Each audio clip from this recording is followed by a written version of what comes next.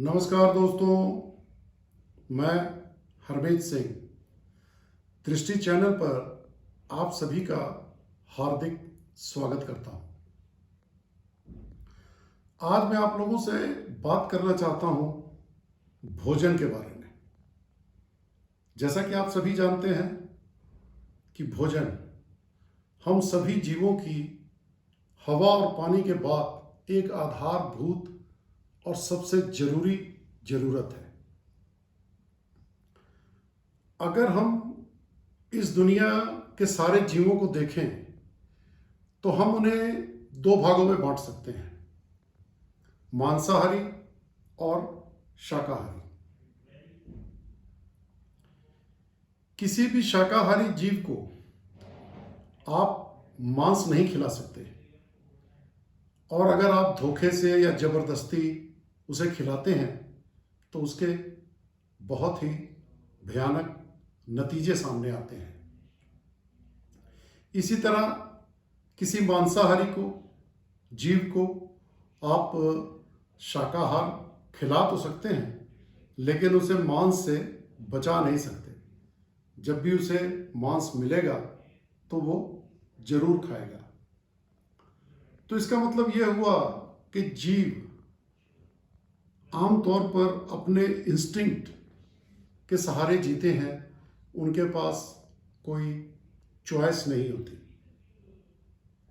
लेकिन इंसान, चूंकि ईश्वर की सबसे उत्तम कृति है, इसलिए ईश्वर ने इंसान को चुनने का अधिकार दिया है। इंसान चाहे तो शाकाहारी हो जाए, इंसान चाहे तो मांसाहारी हो जाए। ये उसके ऊपर निर्भर करता है। और यहीं पे आकर एक स्वाभाविक सा प्रश्न खड़ा हो जाता है कि ठीक है, हमें चुनने का अधिकार तो है, लेकिन वास्तव में हमारे लिए क्या उचित है, शाकाहार या मांसाहार? आज मैं आप लोगों के साथ इसी प्रश्न का उत्तर ढूंढने की कोशिश करूंगा। कहते हैं always begin with the beginning. तो मैं स्टोन एज से अपनी बात शुरू करता हूं। अपनी प्रारंभिक अवस्था में इंसान को कोई ज्ञान नहीं था, उसे कल्टीवेशन का कोई पता नहीं था। तो ये बहुत ही स्वाभाविक है कि उसने अपनी भूख मिटाने के लिए जानवरों को अपना शिकार बनाया। लेकिन धीरे धीरे अपने मन, बुद्धि और कर्म की बदौलत इंसान तरक्की करता चला गया। और आज हम ये जो दुनिया देख रहे हैं, ये दुनिया उसी का नतीजा है। अगर आज कोई भी इंसान सुंदर बढ़िया परिधानों को छोड़कर नग्न रहना चाहे या पत्तों से अपने शरीर को ढकना चाहे,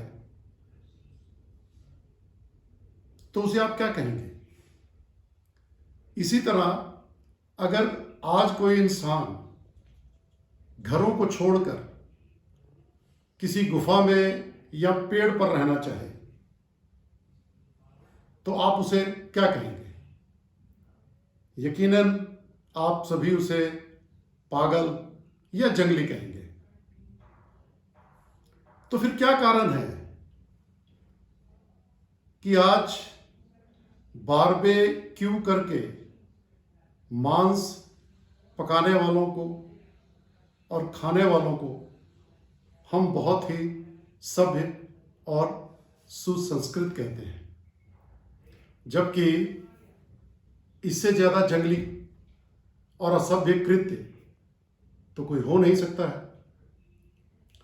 क्या इसका कारण यह है कि इंसान अपनी पुरातन आदत को बदलने में नाकामयाब रहा है, या फिर इसका कारण यह है कि वो अपने हिंसक प्रवृत्ति का पोषण करना चाहता है, या फिर इसका कारण यह है कि बाहरी तौर पर तो इंसान ने बहुत तरक्की कर ली है, लेकिन आंतरिक तौर पर अपने आप को बदलने में वो कामयाब नहीं हो सका है। अगर हम बात करें तो ईश्वर ने हमें बेशक चुनने का अधिकार दिया है, लेकिन साथ ही कुछ ऐसी इंडिकेशंस भी दी हैं जिससे हम ये पता लगा सकते हैं कि हमारे लिए क्या उचित है। जैसे कि अगर हम अपनी दांतों और अपनी आंतों का डॉक्टरी मुआयना करें तो ये बिल्कुल शाकाहारी जीवों जैसी हैं। हमारे दांत उन्हीं की तरह ग्राइंड कर सकते हैं और हमारी आंतें उन्हीं की तरह बहुत लंबी हैं, और हमारी आंतों में भोजन को पूरी तरह प्रोसेस होने में करीब 60 से 72 घंटे का समय लगता है, जबकि मांसाहारी जीवों की आंतें बहुत छोटी होती हैं और उनका भोजन सिर्फ 10 या 12 घंटे में प्रोसेस हो जाता है। इसलिए जब हम मांस खाते हैं और मांस हमारे पेट की हॉट और ह्यूमिड कंडीशंस में 70 घंटों तक रहता है, तो फिर इतने समय में वह सड़ जाता है और उसके सड़ने की वजह से कई तरह की बीमारियां होने की संभावनाएं बढ़ जाती हैं। इसलिए जैसा कि हमारा शरीर हमें बताता है, हमें चाहिए कि हम मांसाहार से बचें। अगर हम इसके आगे की बात करें तो भोजन में भी जीवन है और हम में भी जीवन है, और अगर आज की भाषा में हम इसकी बात करें तो भोजन का अपना सॉफ्टवेयर है,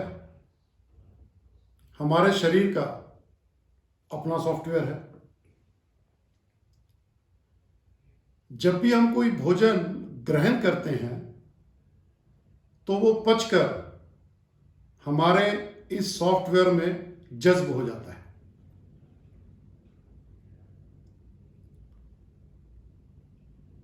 जैसे कि अगर कोई फल आप खाते हैं तो वो पचकर आपके शरीर में आप जैसा हो जाता है, और अगर उसी फल को मैं खाता हूं तो मेरे शरीर में वो पचकर मेरे जैसा हो जाता है।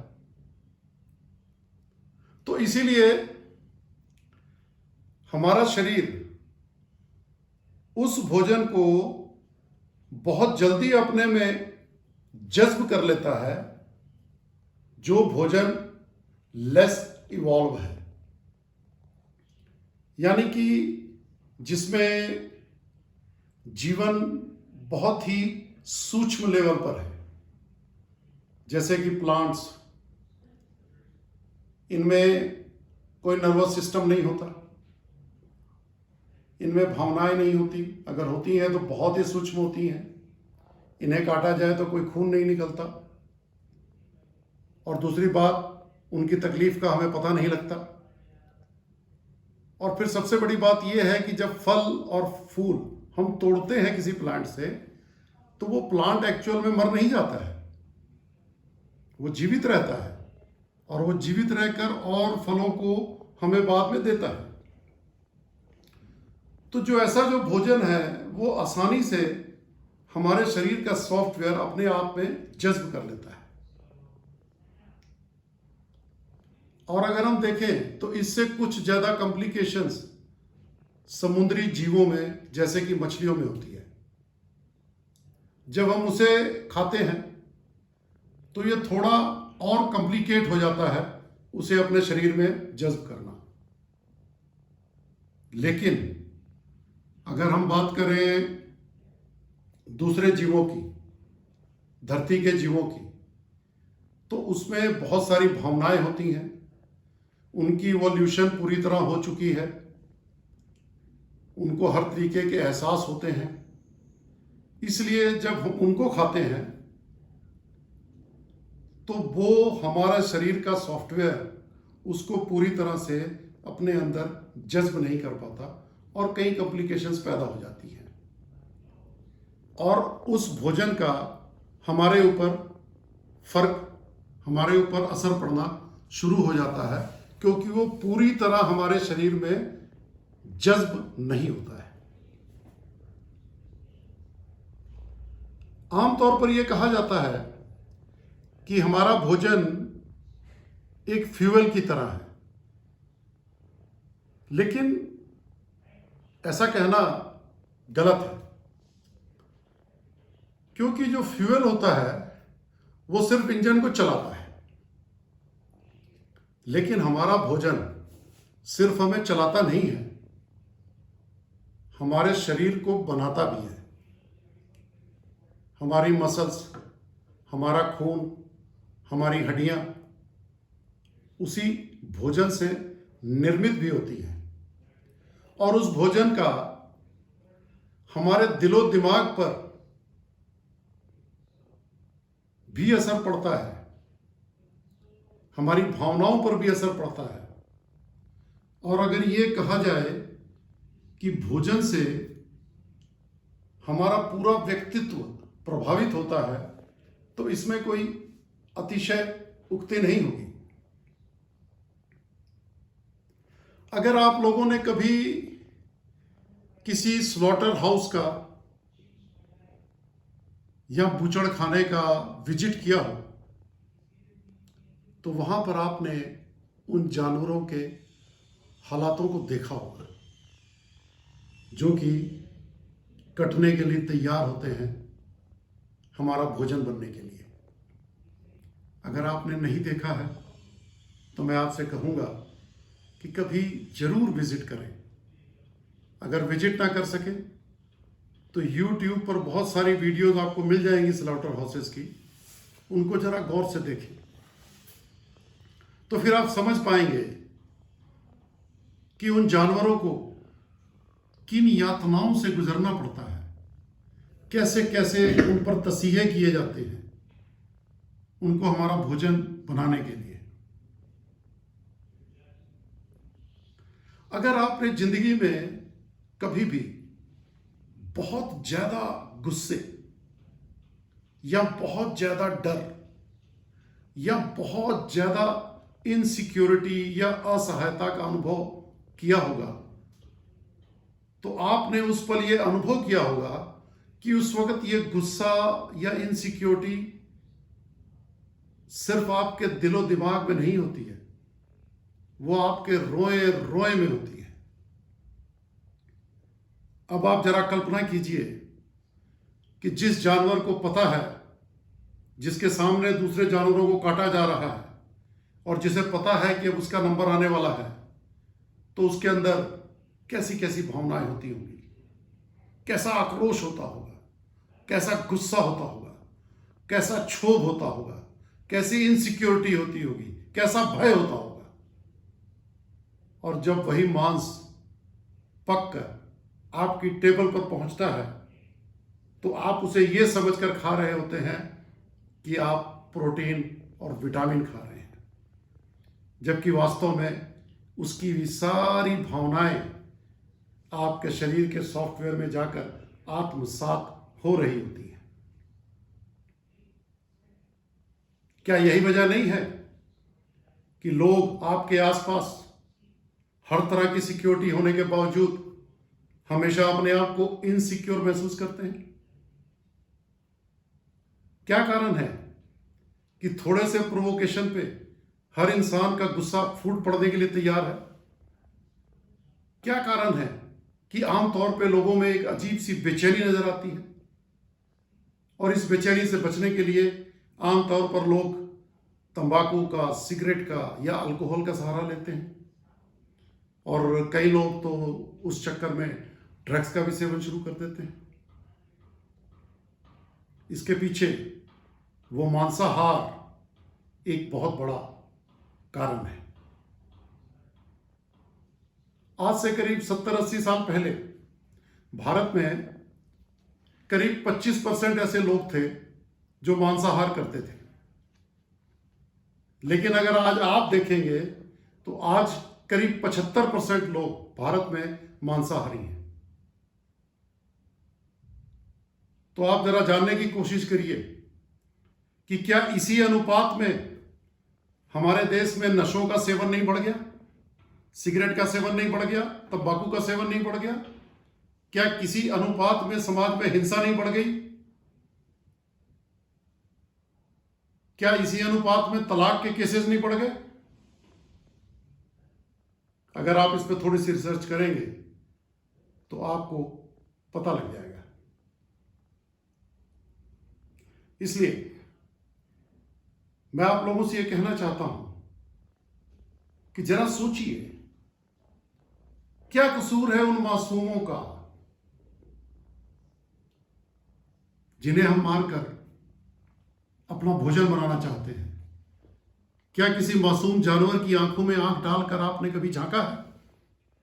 अगर आपने झांका होगा तो शायद आप मांसाहार ना कर पाए। आप जानते हैं, आमतौर पे इंसान मासूम जानवरों को ही अपना निशाना बनाता है, क्योंकि जो ज्यादा चतुर चालाक जानवर हैं उनका सॉफ्टवेयर हमारे शरीर के सॉफ्टवेयर में जज्ब नहीं हो पाता। इसीलिए शायद लोग कौवे, गिद्ध, चीलों या बंदरों या सियारों को अपना भोजन नहीं बनाते हैं। और शायद यही कारण है कि इंसान को नहीं खाता है आमतौर पर, क्योंकि उसके मांस को अपने शरीर में जज्ब करना बहुत ही मुश्किल होता है। इसलिए मैं आपसे कहना चाहूंगा कि आप अगर हो सके तो अपने आप को मांसाहार से बचाएं। इसके अलावा भी बहुत सारी बातें हैं जो मैं आपसे करना चाहता हूं, जैसे कि क्या आप जानते हैं कि विश्व के सारे प्रदूषण का सिर्फ 20%, विश्व के सारे प्रदूषण का 20% केवल स्लॉटर हाउसेस से पैदा होता है, और जो संसार के सारे व्हीकल से पैदा होने वाले प्रदूषण से कहीं ज्यादा है। आप जानते हैं कि पूरे विश्व में पानी की कितनी कमी है।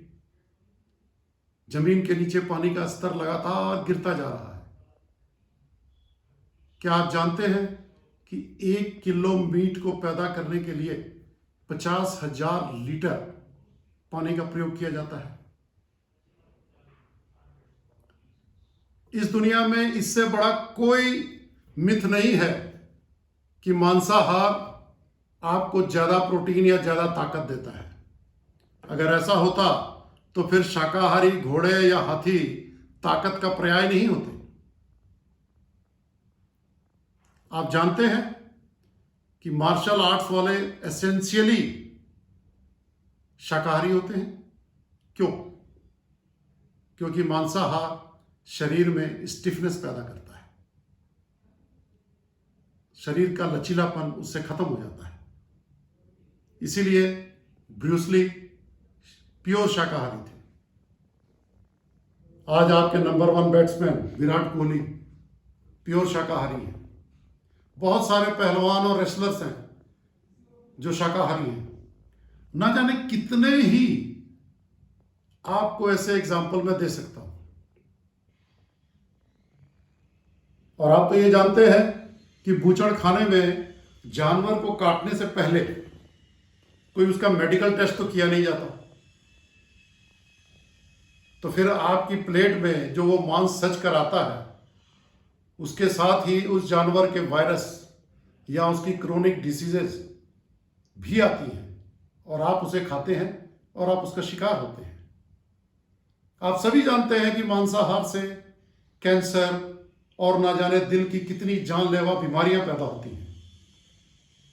क्या आप मुझे बता सकते हैं कोई एक बीमारी का नाम जो शाकाहार से पैदा होती हो?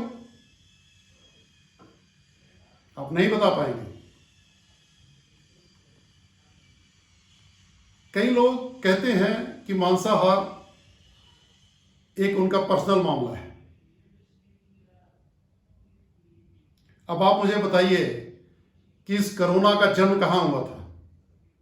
चाइना की एक मीट मार्केट में। और उस कोरोना से आज पूरी दुनिया इस महामारी से जूझ रही है। क्या ये उनका पर्सनल मामला था?